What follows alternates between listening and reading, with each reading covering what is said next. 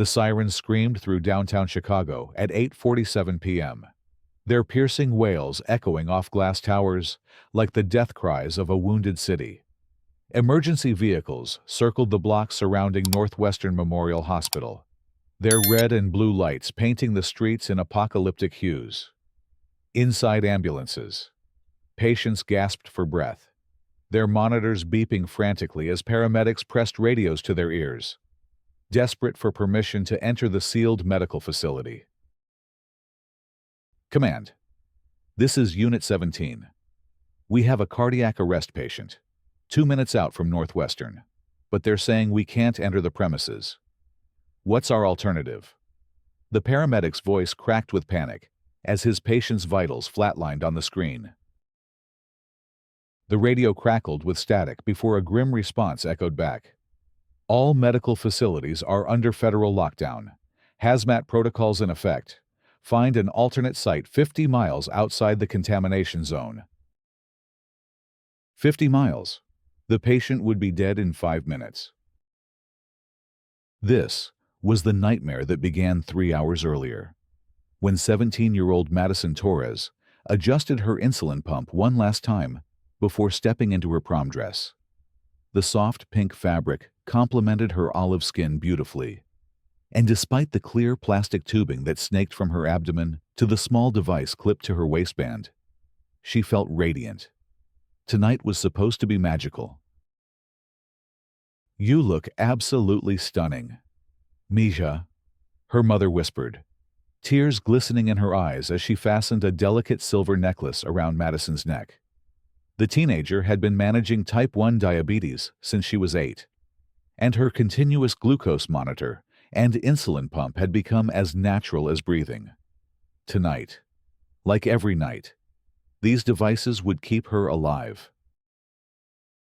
Down the hall, her best friend Marcus Williams struggled with his portable oxygen concentrator, the device humming quietly as it fed life-sustaining air through his nasal cannula.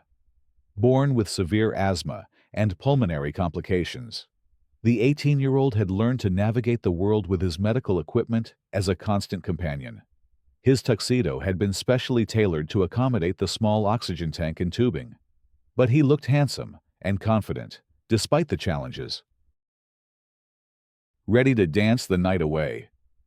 Madison grinned as Marcus's mother snapped photos of the two friends together. Both teenagers beamed with excitement, their medical devices barely visible beneath their formal attire. 3 blocks away, Karen Whitfield peered through her Venetian blinds at the stretch limousine idling outside the Torres home. Her thin lips pursed with disapproval as she watched the teenagers emerge, their families surrounding them with cameras and congratulations. At 52, Karen had lived in this neighborhood for 15 years, serving as the self-appointed guardian of community standards and safety. Tonight, something about those teens troubled her deeply. "Those devices they're carrying," she muttered to herself, squinting at Madison's insulin pump and Marcus's oxygen equipment. "In this day and age, you can't be too careful. Suspicious packages, strange equipment. These kids could be up to anything." Karen's paranoia had been festering for months, fueled by sensationalized news reports about terrorism and conspiracy theories she'd absorbed from online forums. The sight of medical equipment on teenagers struck her as inherently threatening, and her warped logic began constructing a narrative of imminent danger. She reached for her phone with trembling fingers. 911, what's your emergency? This is Karen Whitfield on Elm Street. I need to report suspicious individuals carrying what appear to be explosive devices or biological weapons. They're heading to Lincoln High School right now, and I believe they're planning some kind of attack during the prom. The dispatcher's tone sharpened immediately. "Ma'am, can you describe these individuals and the devices you're observing?" 2 teenagers, Hispanic girl and black boy, both carrying strange electronic equipment with tubes and wires. The devices are beeping and have LED displays. They look like timing mechanisms or dispersal systems. I've seen this kind of thing in movies about bioterrorism. Karen's voice grew more hysterical with each word, her imagination transforming life-saving medical devices into instruments of mass destruction. They're in formal wear, probably trying to blend in before they activate whatever those things are. You need to stop them before they reach the school. The dispatcher, trained to take all terrorist threats seriously in the post-9/11 era, immediately escalated the call to federal authorities. Within minutes, the report had triggered a cascade of emergency protocols that would bring the nation's medical system to its knees. At 6:15 p.m., FBI Special Agent Rebecca Chen received the urgent briefing at the Chicago field office. The initial report described suspected bioterrorists carrying unknown explosive or chemical devices, targeting a high school prom with over 500 attendees. In an abundance of caution, and given the potential for mass casualties, Agent Chen authorized immediate deployment of hazmat teams and emergency response units. "We're treating this as a credible threat until proven otherwise," she announced to her team. "Full containment protocols. If these individuals have biological or chemical weapons, we cannot allow them to reach any populated areas or medical facilities where contamination could spread." The decision that would prove catastrophic came next. Based on Karen's description of sophisticated electronic devices with dispersal capabilities, federal authorities determined that any medical facility in the greater Chicago area could become a contamination site if the suspects sought treatment or attempted to weaponize hospital equipment. At 6:43 p.m., emergency broadcasts began transmitting across all major networks. "This is an emergency alert from the Department of Homeland Security. All medical facilities within a 50-mile radius of downtown Chicago are under immediate federal quarantine. No personnel or patients may enter or exit these facilities until further notice. This directive is effective immediately and will remain in force until the current bioterrorism threat has been neutralized." The impact was immediate and devastating. Ambulances carrying heart attack victims, stroke patients, and accident survivors found themselves locked out of hospitals.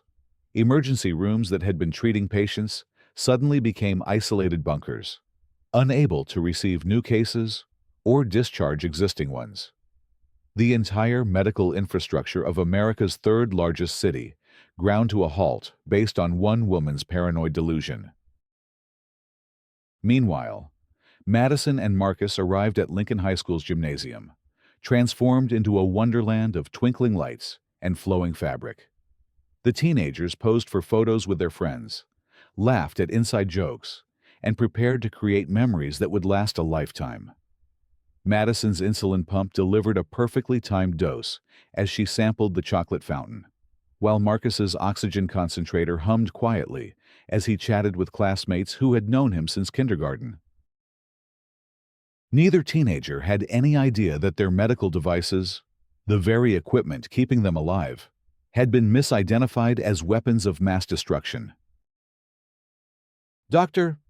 Sarah Patel was finishing her evening rounds at Northwestern Memorial when the lockdown announcement echoed through the hospital's PA system.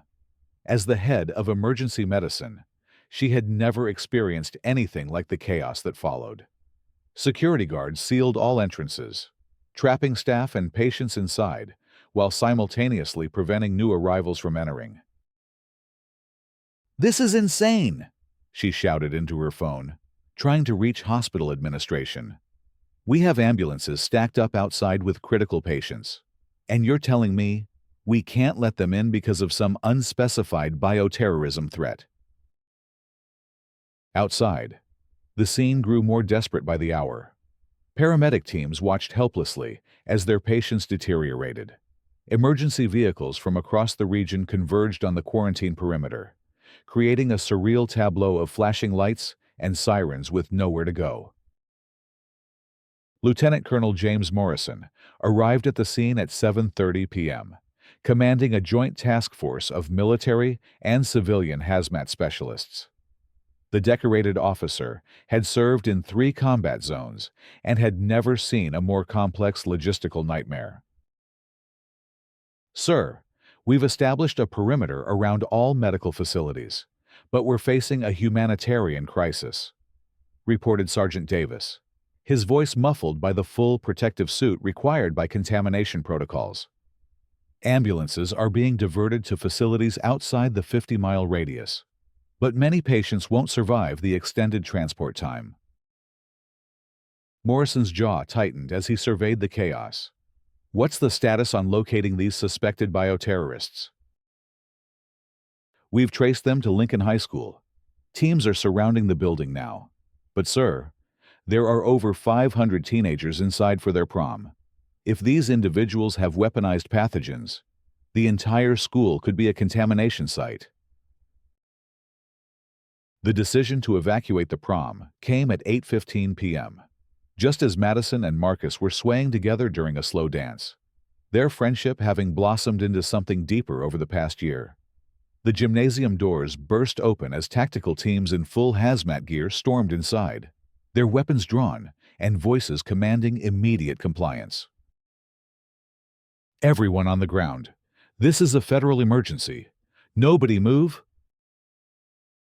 Teenage screams pierced the air as students in elegant gowns and tuxedos threw themselves to the floor, their dreams of a perfect prom night shattered by the terrifying sight of armed responders in protective suits.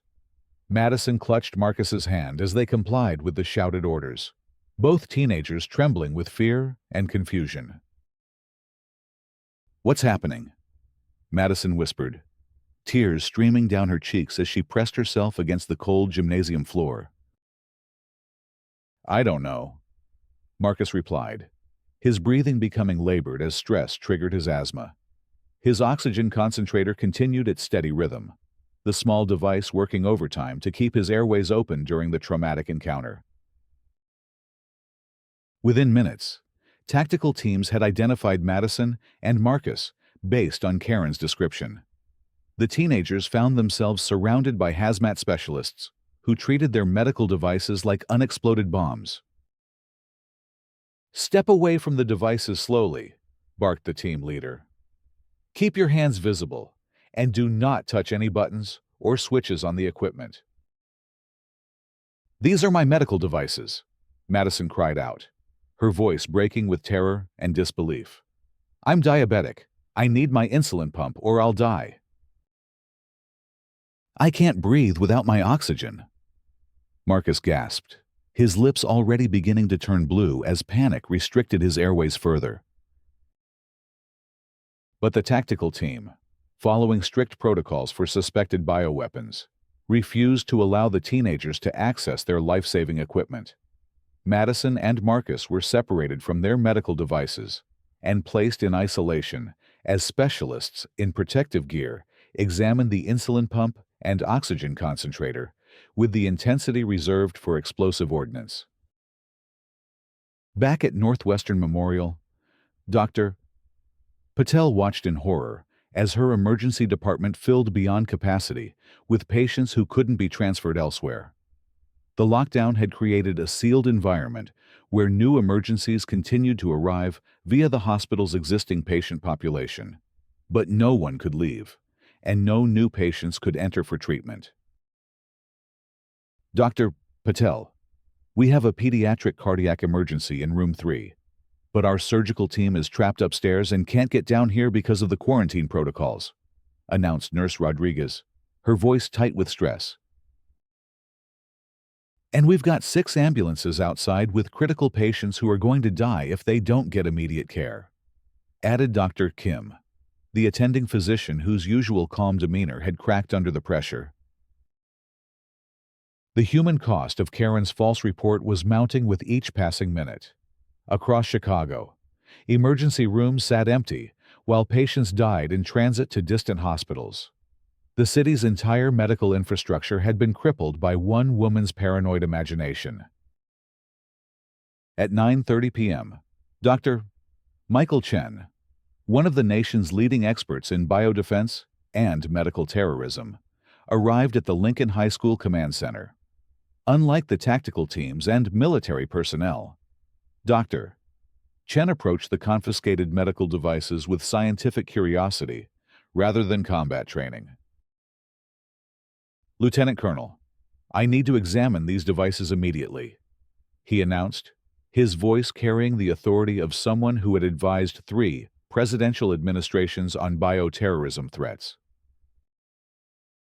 Morrison escorted him to the mobile laboratory, where Madison's insulin pump and Marcus's oxygen concentrator sat under bright examination lights, still humming with the electronic sounds that had triggered Karen's paranoid report. Dr. Chen pulled on examination gloves and lifted Madison's insulin pump, turning it over in his hands with practiced expertise. His expression shifted from professional concern to dawning realization as he examined the device's clear medical labeling and FDA approval markings. "Lieutenant Colonel, this is a Medtronic insulin pump. It's a standard medical device used by diabetics to manage blood sugar levels. There are no biological agents, no explosive components, no dispersal mechanisms." His voice carried a mixture of relief and growing anger. "This device saves lives. It doesn't threaten them." Morrison's face paled behind his protective mask. "Are you certain, Doctor?" "Absolutely certain. And this oxygen concentrator is a standard therapeutic device for patients with respiratory conditions. These teenagers aren't bioterrorists, Colonel. They're chronically ill kids who were trying to enjoy their prom night." The weight of the catastrophic mistake began to settle over the command center like a toxic cloud. Hundreds of patients across Chicago were suffering and dying because of a false report, while 2 innocent teenagers had been traumatized and separated from their life-saving medical equipment. "Get me the Director of Homeland Security on the line immediately," Morrison ordered, his military composure cracking under the magnitude of the crisis. "And get medical teams to those teenagers right now. If they've been without their devices for this long, they could be in serious medical distress." Madison was found unconscious in the school nurse's office, her blood sugar having plummeted to dangerous levels without her insulin pump's continuous monitoring and delivery system. Marcus was struggling to breathe, his oxygen saturation dropping steadily without his concentrator's support. Both teenagers required immediate medical intervention, but the very hospitals that could save them remained sealed under the federal quarantine order. Dr. Chen worked frantically to stabilize both patients using emergency medical supplies from the tactical team's equipment, but the teenagers needed advanced hospital care that was currently impossible to access. "This is a medical emergency of our own making," he radioed to command headquarters. "These kids are going to die from the very conditions their medical devices were designed to treat, and we're the ones who took those devices away from them." At 10:45 p.m., the federal quarantine was lifted with the same dramatic urgency that had initiated it. Emergency broadcasts flooded the airwaves with corrections and apologies, but the damage had already been done. Ambulances raced toward hospital emergency rooms with patients who had been waiting in critical condition for over 4 hours. Some would survive the ordeal, others would not. Madison and Marcus were among the first patients rushed to Northwestern Memorial when the lockdown ended. Dr. Patel personally oversaw their care, her hands shaking with a mixture of professional determination and barely contained rage at the system that had nearly killed 2 innocent teenagers. "How are their vitals?" she asked Nurse Rodriguez, as both patients were wheeled into the emergency department. "Madison's glucose is critically low, but she's responding to IV dextrose. Marcus's oxygen saturation is improving with high-flow therapy, but both of them are severely traumatized by what they've been through." As dawn broke over Chicago, the full scope of the disaster began to emerge. Local news stations reported that at least 12 patients had died during the hospital lockdown, their deaths directly attributable to delayed medical care. Hundreds more had suffered complications that could have been avoided with timely treatment. The story went national within hours. Cable news networks broadcast footage of the empty hospitals surrounded by emergency vehicles, the evacuated Prom, and the two teenagers who had been mistaken for bioterrorists. Madison's insulin pump and Marcus's oxygen concentrator became symbols of how quickly paranoia could destroy the very systems designed to protect and heal. Karen Whitfield watched the coverage from her living room, her face growing paler with each revelation. The teenagers she had reported as terrorists were now being interviewed on national television, showing their medical devices to cameras and explaining how the equipment kept them alive. "I thought I was protecting the community," she whispered to herself. But the words felt hollow and meaningless in the face of the devastation her false report had caused. FBI agents arrived at her door at 8:30 a.m., their badges gleaming in the morning sunlight as they read her rights and placed her under arrest for filing a false terrorist report that had resulted in multiple deaths and the paralysis of an entire metropolitan medical system. Karen Whitfield, you are under arrest for making false statements to federal authorities, conspiracy to incite public panic, and reckless endangerment resulting in death. You have the right to remain silent.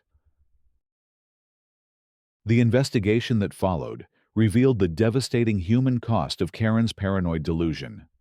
Congressional hearings were convened within weeks, with Madison and Marcus testifying before a packed hearing room about their experience being mistaken for bioterrorists. "I've lived with type 1 diabetes for 9 years," Madison told the assembled congressman, her voice steady despite the tears in her eyes. "My insulin pump isn't a weapon. It's the reason I'm alive today. It's the reason I was able to go to prom, to graduate high school, to testify before you today." Marcus spoke next, his oxygen concentrator humming quietly beside the witness table. "I was born with lung complications that make it hard for me to breathe. This device gives me the oxygen I need to live a normal life. When they took it away from me that night, I thought I was going to die.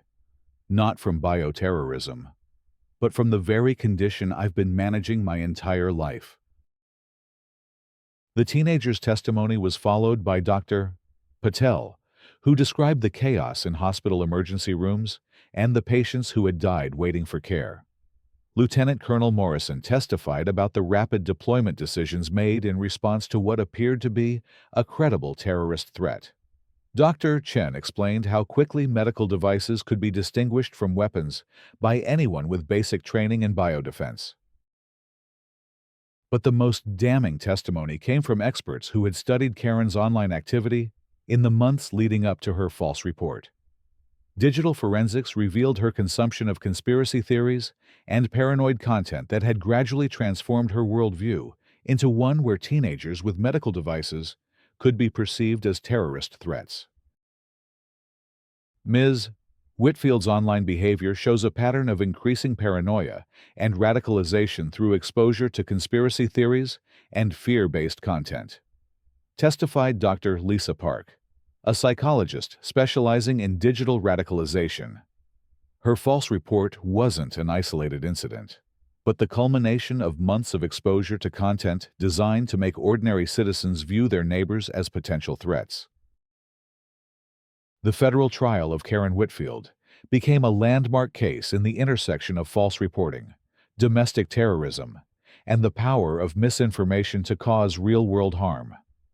The prosecution presented evidence that her single phone call had triggered a cascade of events resulting in 12 deaths, hundreds of injuries, millions of dollars in emergency response costs, and incalculable trauma to 2 innocent teenagers.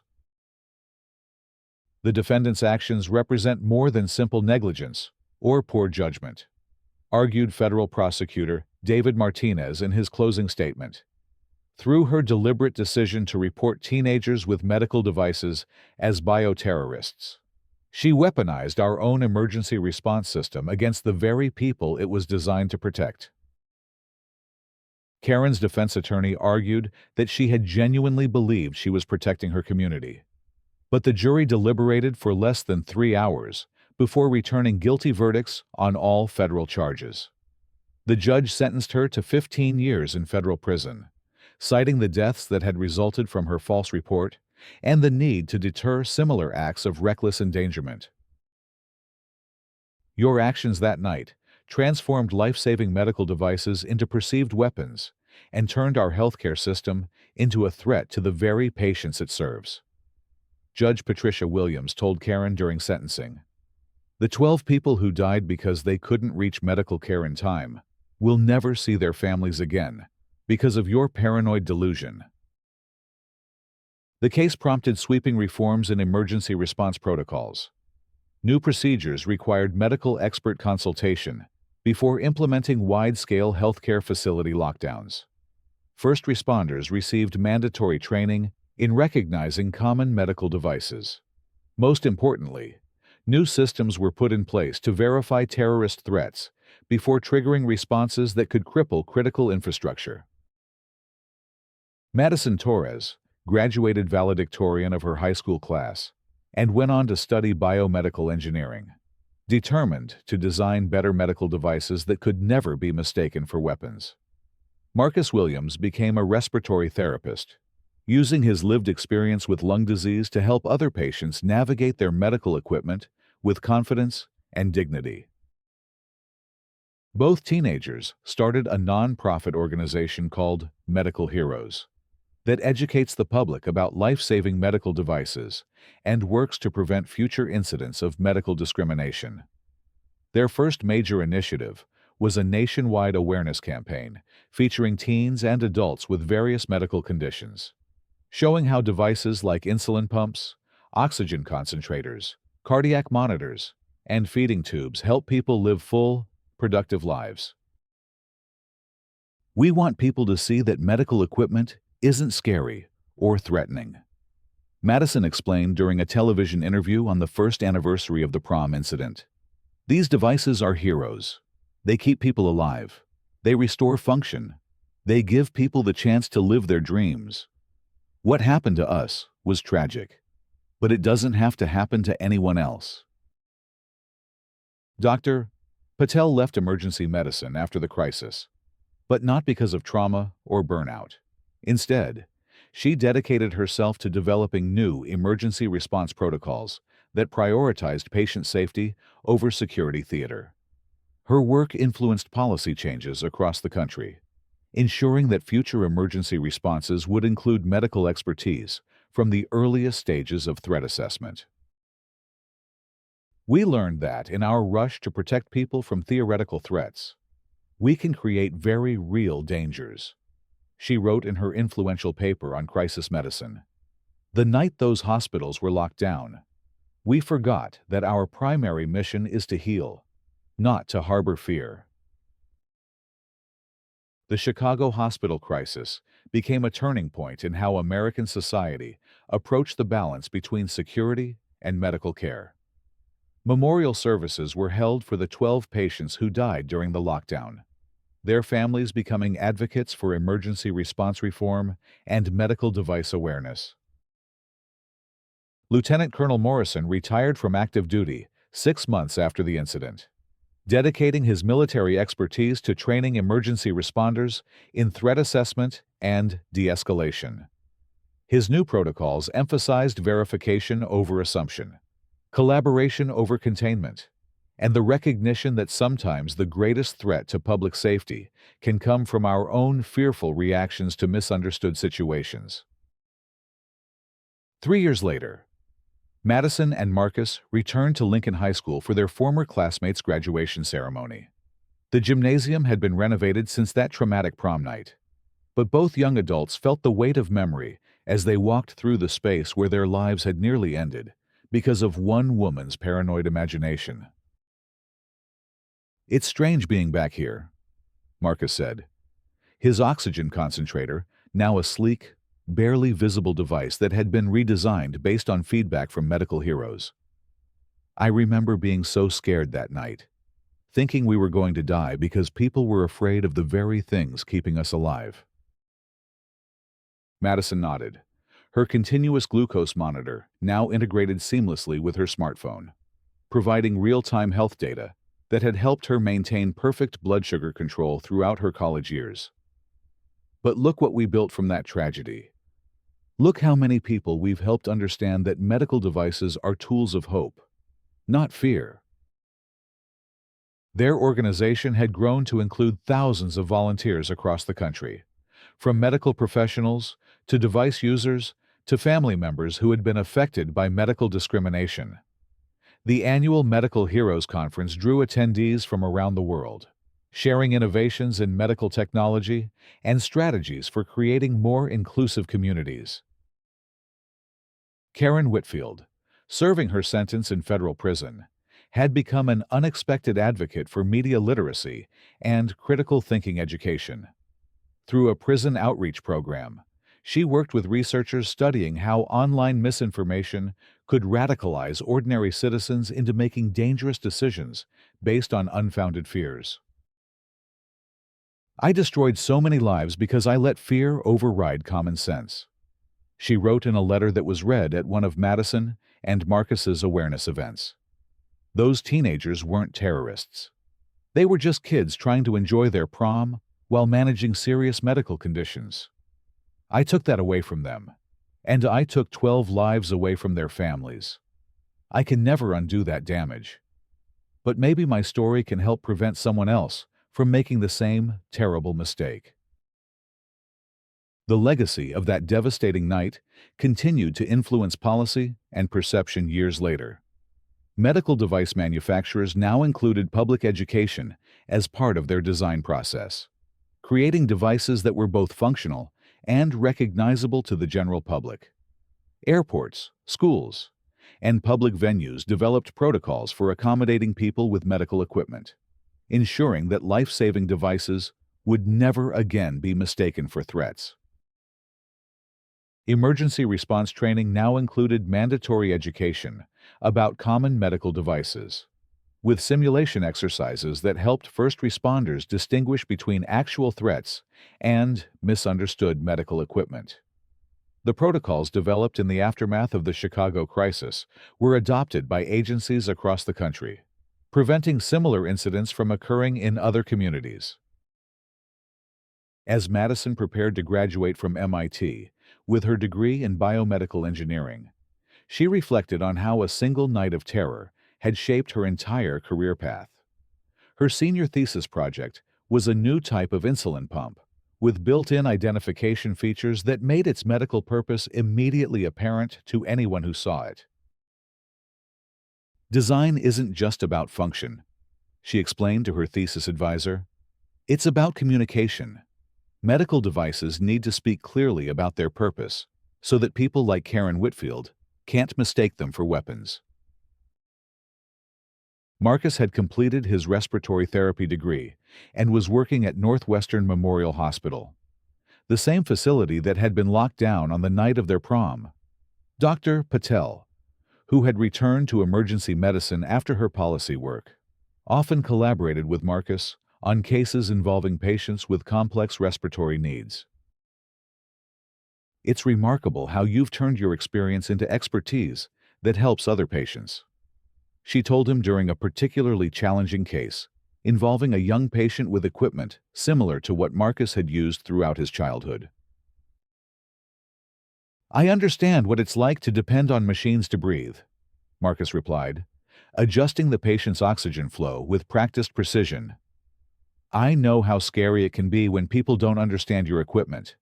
That's why I do this work, so no other kid has to feel afraid of the devices that keep them alive."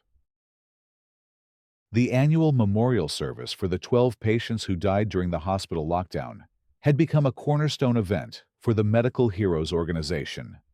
Families, survivors, medical professionals, and community members gathered each year to remember the lives lost and to renew their commitment to preventing similar tragedies.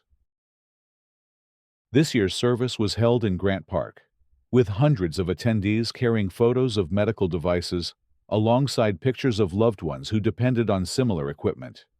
The message was clear. These devices were not threats to be feared, but tools of healing to be celebrated and protected. Today we remember not just the 12 lives lost to fear and misunderstanding.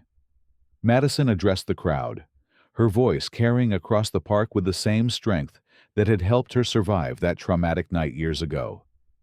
We remember the power of education to overcome ignorance, the importance of compassion in the face of difference, and the resilience of communities that refuse to let tragedy define them. Marcus stood beside her, his oxygen concentrator humming quietly, as it had throughout his entire adult life.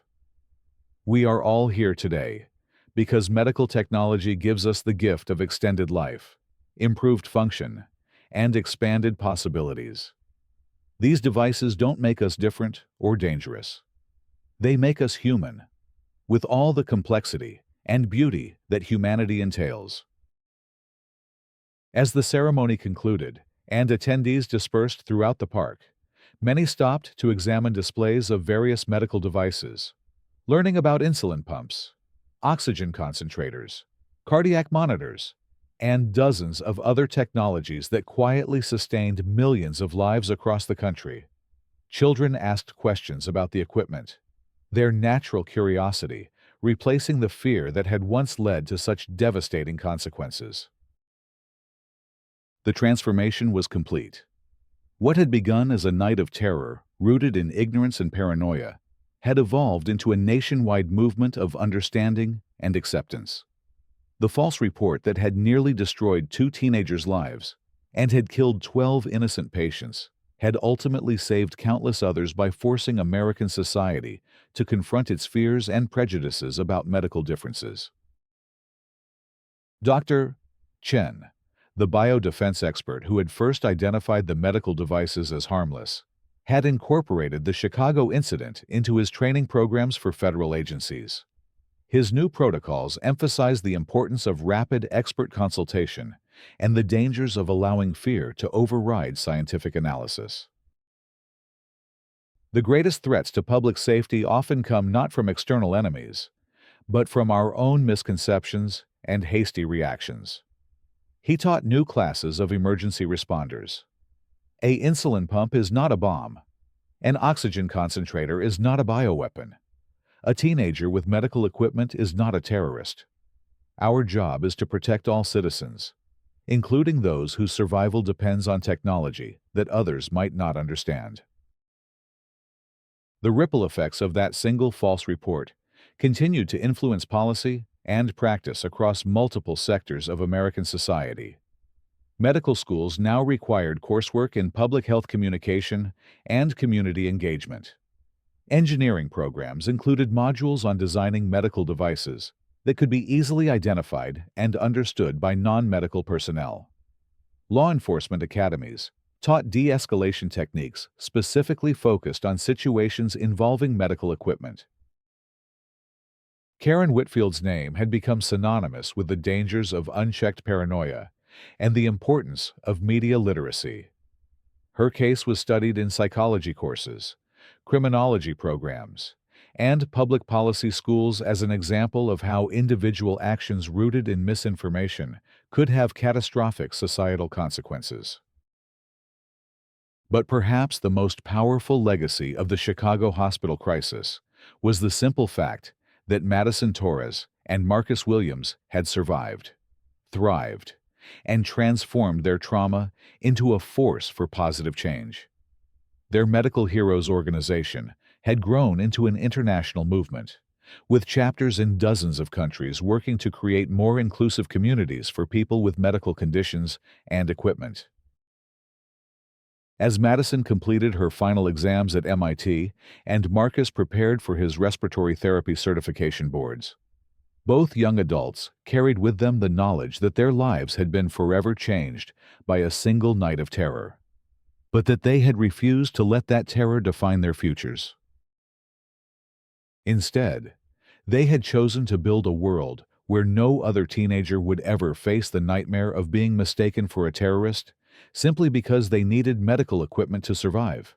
It was a world where insulin pumps were recognized as lifesavers, not threats, where oxygen concentrators were seen as tools of independence, not weapons of destruction, where the complex realities of chronic illness were met with understanding rather than suspicion.